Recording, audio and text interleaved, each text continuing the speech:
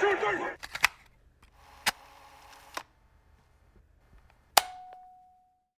special day for an iconic franchise. Las Vegas is officially an NFL city.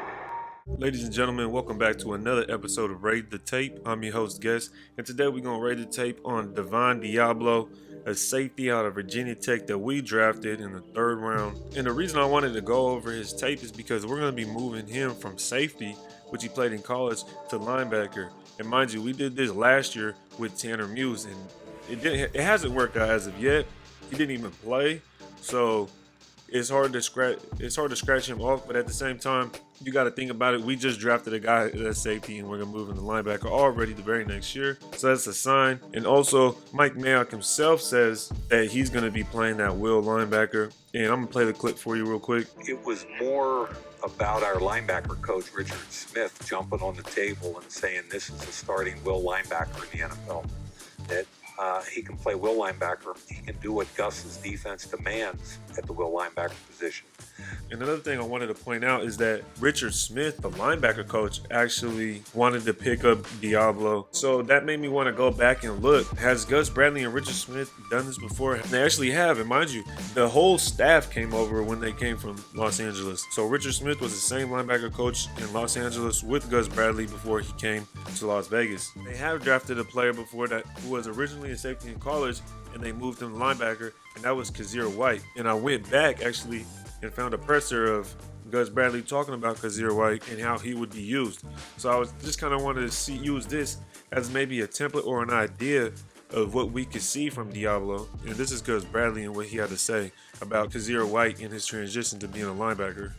And Kaiser is doing a good job at will linebacker, so he'll be playing base and in nickel.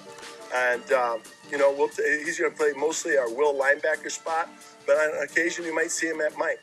Now, with all that being said, let's jump into Rate the Player because I want to check out just a few things, break down the player, just get to know a little bit of his background and get to know a little bit of his ratings. And then we're going to jump right into the tape. So when we go ahead and look at Rate the Player, you'll see we drafted him in the third round with 80th pick overall. He was a 2020 team captain on that Virginia Tech defense, all ACC selection. And he was tied in ACC for the most interceptions. Mind you, he did miss 2 games at the beginning of the season. So he played a total of 9 games. And as we all know, he's converting from a college safety to an NFL linebacker. So let's go ahead and go over to these grades. And I put this in here because some people like PFF. So if you see my videos, sometimes I'll have this in here. And I take this with a grain of salt. You got to go look at other stats. You got to go look at the film. So you get the full spectrum and a full idea of how a player really impacts the game and what he really does. So here we have Divine Deablo, number 7 overall, based on defender grade. He has a 79.6, right underneath Jeremiah Owusu-Koramoah, who had a 79.7, just a 1/10% off.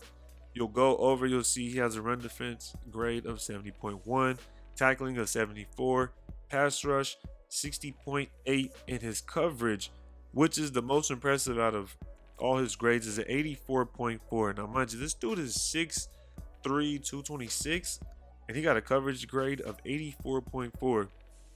Now, that's pretty damn good.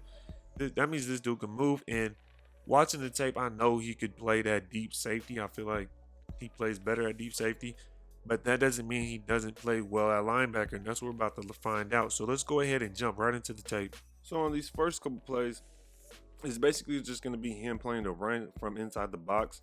He's not necessarily a linebacker per se on every single play, but this is just going to have us getting an idea of how he's going to be able to be moved to inside the box or just basically be in some type of a linebacker position to where he could be effective in the run game. Let's go ahead and let the play run. You'll see he's lined up to the top of your screen, as I pointed out, and he just shoots the gap and fills the gap and makes the tackle exactly what you want to see every single time. But one thing you're going to notice is that he's explosive and he's quick, and he's the first one in the backfield. Just look how fast he gets in the backfield and he gets there. Stops the play for a loss, maybe a loss of 1 yard, if not no gain at all. And I really like to see that. And so let's go into the next play. Mind you, that was against Liberty. But here we got the Miami Hurricanes. You got him at the top of your screen in the linebacker spot again. He comes all the way across from the middle of the field to the sidelines. Look at that play right there. Let's go back. Let's go back and look at it from the other angle, because you're going to see he's right there in the middle of the field. Look at that. He's calling out plays. He's trying to get everything set up. He goes all the way across the field, reads the play, picks up the runner. Done. The play's done. That easy. Here we got him again against Liberty. One more. And then he goes and fills the second gap. Like, that's quality stuff. He knows how to diagnose the play pretty well, right? Because right now we're just seeing him inside the box defending almost basically obvious running downs, right? And we're just seeing how he diagnoses the play. And he's pretty good at this. But we're going to see later in the video that sometimes that speed can hurt him. But let's just stick to this. And you see he's diagnosing the play. He's reading it. He's looking for it.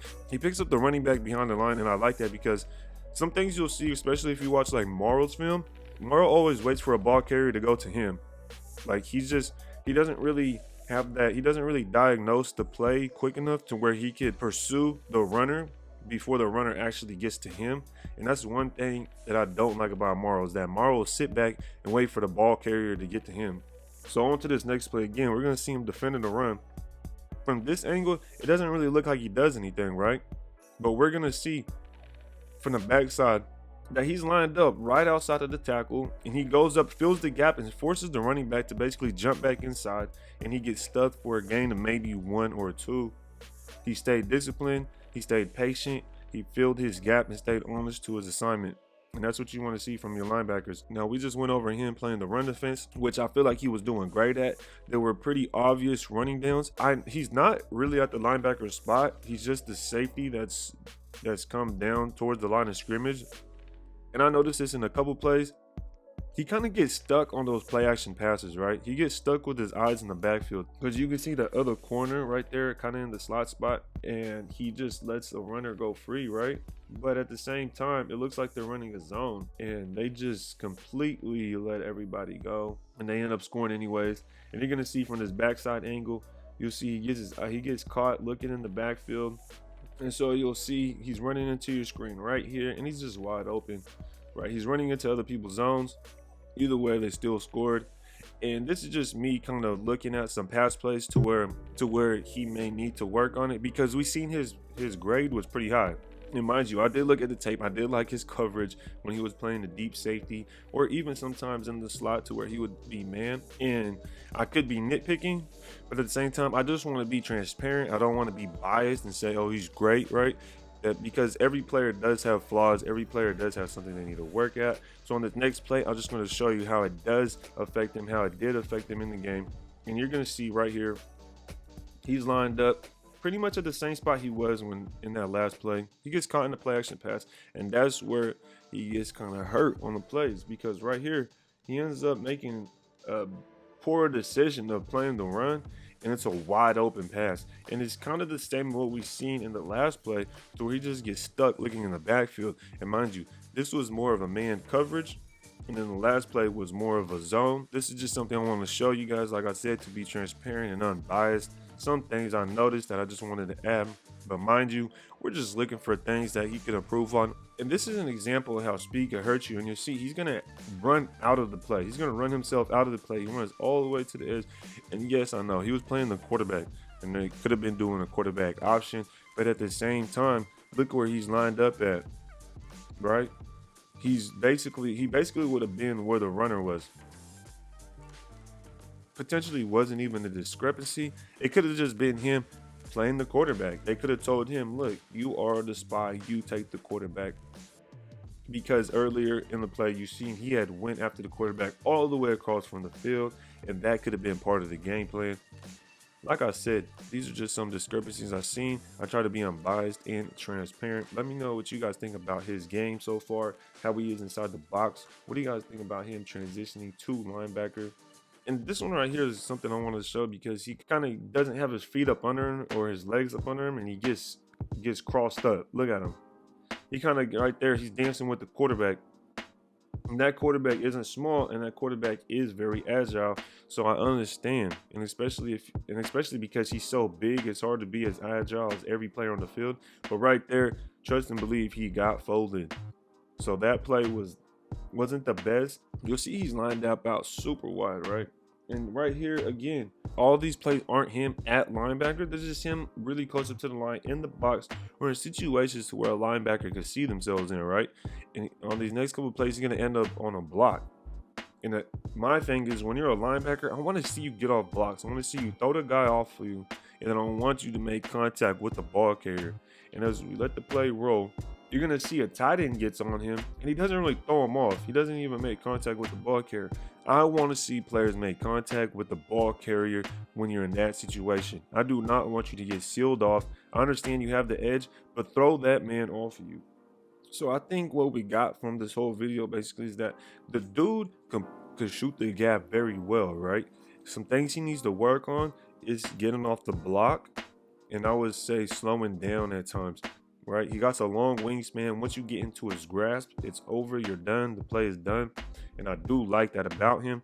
But I just wanted to see him inside the box, kind of at that linebacker spot, and just a few little discrepancies so I can give that transparency and try to be as unbiased as possible. Tell me what you guys think of Divine Deablo. What do you guys think he could be doing? What do you guys think of his tape just inside the box, right? Do you guys think we will still see him at DB as well as playing that will? And mind you, Richard Smith and Gus Bradley have drafted a guy before who they moved from safety to linebacker, and it was Kaiser White. It's not like that this is their first project or it's their first time doing this. They've been successful before in doing this, so I'm pretty excited. I'm pretty pumped up to see what Deablo brings to our team. I wonder if he will actually fight for that spot over Morrow. I don't know if he will. It depends on how well his transition goes, but we do have a new defensive staff, and that right there is my favorite part of this upcoming season. But I appreciate y'all watching the video.